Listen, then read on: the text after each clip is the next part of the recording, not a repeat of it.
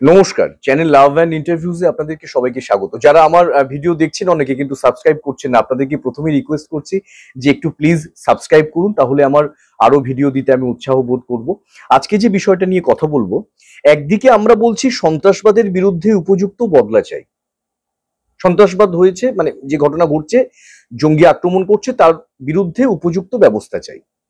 অপরদিকে আবার কেউ কেউ বলছি ওই কথা বলে যুদ্ধ নয় শান্তি চাই। আচ্ছা, এটা কি সোনার পাথর বাটি নয়? মানে পাথর বাটি যদি হয় সেটা সোনার কি করে হবে, বা সোনা যদি হয় সেটা পাথরের কি করে হবে? মানে পাকিস্তানের সাথে কথা বলে সন্ত্রাসবাদী সংগঠনগুলোকে ধ্বংস করা হোক, এ দাবিও অনেকে তুলছেন। অনেক বরিষ্ঠ নাগরিক, অনেক মানুষ এই কথাটা বলছেন যে ওদের সঙ্গে আমরা কথা বলে, পাকিস্তানের সাথে সরকারের সঙ্গে কথা বলে জঙ্গি সংগঠনগুলোকে বেছে বেছে তাদেরকে ধ্বংস করা হোক এবং তাদেরকে উপযুক্ত ব্যবস্থা নেওয়া হোক। আচ্ছা, মানে ভারত পাকিস্তানের আন্তর্জাতিক সম্পর্ক, কূটনৈতিক সম্পর্ক সম্পর্কে যাদের বিন্দুমাত্র জ্ঞান নেই, তারাও কি এটা বিশ্বাস করবেন? বা মানে জ্ঞান থাকা কি দরকার এইটা বোঝার জন্য? পাকিস্তানকে ভারত প্রস্তাব দিল এবং সেখানে পাকিস্তান তাদের জঙ্গি সংগঠনগুলোকে ধ্বংস করে দিল, এটা কি সম্ভব? আচ্ছা, একটা কথা বলি, আপনারা এটা পরিষ্কার ভেবে দেখুন এইটা কিনা, যে এই যে সন্ত্রাসবাদ, এই যে জঙ্গি আক্রমণ, এটা হচ্ছে স্টেট স্পন্সর্ড, মানে পাকিস্তান রাষ্ট্র স্পন্সর্ড। এটা তো আমরা মোটামুটি সবাই জেনে গেছি। তাহলে একটা রাষ্ট্র যখন একটা জঙ্গি সংগঠন, মানে কয়েকটা জঙ্গি সংগঠন এবং সন্ত্রাসবাদী এই যে ঘটনা, এগুলোকে যখন স্পন্সর করছে, সেই নিষিদ্ধ জঙ্গি সংগঠনগুলোকে স্পন্সর করছে, তখন পাকিস্তানকে বলে এই জঙ্গি সংগঠন ধ্বংস করা, এটা কি সম্ভব কোনোদিনও? তাহলে আপনারা বলতে পারেন তাহলে কি দরকার? অবশ্যই যুদ্ধ এবং কূটনৈতিক মানে কূটনৈতিকভাবে এমন চাপ সৃষ্টি করা যাতে তারা একঘরে হয়ে যায়, অর্থনৈতিক সামাজিক সমস্যা তৈরি হয় এবং তারা কোথাও বুঝতে বাধ্য হয়। এবং এই বুঝতে বাধ্য হতে গেলে কিন্তু আমাদের, তারা যেহেতু আক্রমণ করছে, আমরা যদি নির্লিপ্তভাবে সেই আক্রমণগুলোকে সহ্য করি এবং যুদ্ধ নয় শান্তি চাই স্লোগান দিয়ে যাই, তাহলে কিন্তু তারা আরো পেয়ে বসবে। সুতরাং আমরা, হ্যাঁ, এবার আমাদের মনে প্রশ্ন জাগতে পারে যে যুদ্ধ যদি আমরা করি তাহলে তো অনেক নিরাপরাধ মানুষ এবং অনেক কিছু ক্ষয়ক্ষতি হবে। হয়তো সেটা হবে, কিন্তু তাহলে তো আমরা চুপ করে থাকতে পারি না। একটা জিনিস দেখুন, স্কুল সার্ভিস কমিশন পশ্চিমবঙ্গে, এবং সেখানে স্কুল সার্ভিস কমিশনের বলা হলো যে তারা যে দুর্নীতিটা করেছে, আমরা দেখতে পেলাম যে সত্যি এটা প্রাতিষ্ঠানিক দুর্নীতি। অর্থাৎ প্রতিষ্ঠান, রাষ্ট্র, আমাদের রাজ্য, যাদের সঠিকভাবে নিয়োগ করা দরকার, সংবিধান মেনে সাম্যতা বজায় রেখে নিয়োগ করা দরকার, তারাই কি করলেন?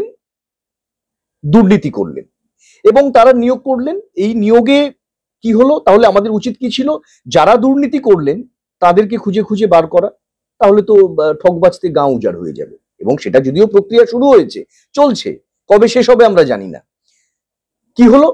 শাস্তি স্বরূপ সেই নিয়োগ প্রক্রিয়াটা বাতিল হলো এবং দেখা গেল অনেকেই তো যোগ্য শিক্ষক আছেন বা অশিক্ষক কর্মী আছেন, তাদের কিন্তু শাস্তি স্বরূপ তারা চাকরি হারা হলেন, তাদের চাকরি চলে গেল, তারা সাফার করলেন। তার মানে দুর্নীতিটা সরকার করলো, যেটা প্রাতিষ্ঠানিক দুর্নীতি বলছি, সরকারের কিছু মানুষের শাস্তি হলো, মানে এখনো পুরোপুরি শাস্তি হয়নি, আন্ডার ট্রায়াল।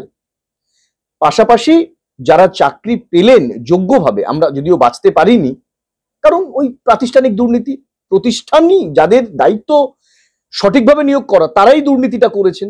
তো আমরা কি করলাম? সেই যোগ্য যারা প্রার্থী তারাও শাস্তি পেলেন। ঠিক তেমন এই যে পাকিস্তান, এটা একটা রাষ্ট্রীয় সন্ত্রাস, মানে রাষ্ট্রীয় সন্ত্রাস বলবো না, রাষ্ট্রীয়ভাবে সমর্থন করা এই যে জঙ্গি কার্যকলাপ, তাহলে সেই জঙ্গিকে খুঁজে বার করে আমরা পশ্চিমবঙ্গের নিয়োগ দুর্নীতিতে অভিযুক্ত বা যারা কিংপিন, যারা মাথা, তাদেরকে বার করতে পারলাম না, আর আমরা পাকিস্তানে যারা এই জঙ্গি আক্রমণ করছেন, যে সমস্ত জঙ্গি সংগঠনগুলো, আমরা তাদেরকে খুঁজে খুঁজে আইডেন্টিফাই করে তাদের এগেইনস্টে আমরা আক্রমণ করতে পারবো, তাদের শাস্তি দিতে পারবো?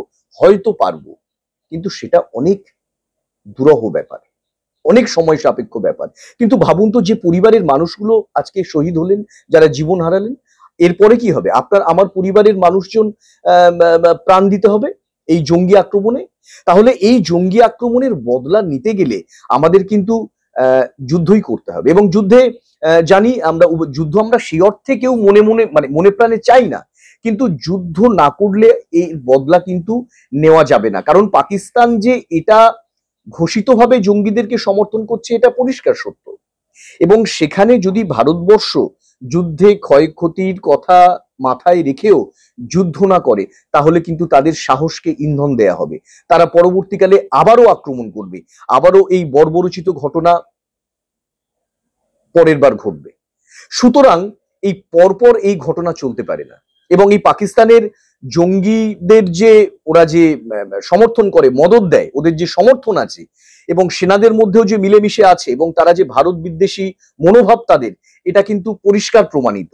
সেই জায়গায় যুদ্ধ ছাড়া কিন্তু এর বিকল্প নেই, এবং এই যুদ্ধের মাধ্যমে ওদেরকে উপযুক্ত ব্যবস্থা দিতে হবে। কারণ আমরা যদি সহনশীলতা দেখিয়ে যাই, আমরা যদি শান্তির বাণী বলে যাই, আমরা যদি যুদ্ধ নয় শান্তি চাই বলে যাই, সেই সুযোগটা কিন্তু এই পাকিস্তানি জঙ্গি সংগঠন তথা পাকিস্তান সরকার কিন্তু নেওয়ার চেষ্টা করবে।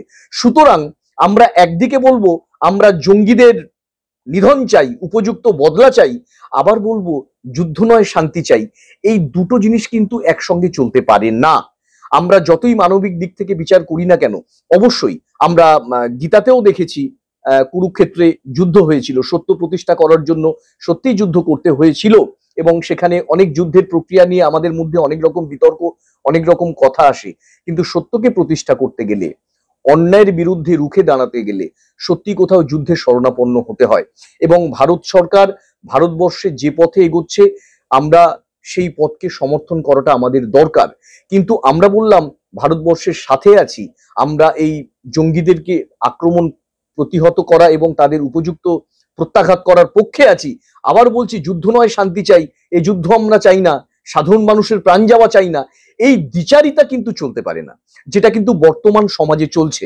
আমি জানি আমার কথার সঙ্গে অনেকে একমত হবেন বা অনেকে দ্বিমত পোষণ করবেন। আপনারা কমেন্টে আপনাদের মনোভাব জানান এবং আপনাদেরও বক্তব্য রাখুন। ভালো থাকবেন। আবারও কোনো নতুন ভিডিও নিয়ে চ্যানেলে ফিরে আসবো। সবাই খুব ভালো থাকবেন। আর আবার শেষে বলছি, চ্যানেলটি দয়া করে সাবস্ক্রাইব করবেন, চ্যানেল লাভ অ্যান্ড ইন্টারভিউজ। আপনারা ভালো থাকবেন সবাই। নমস্কার।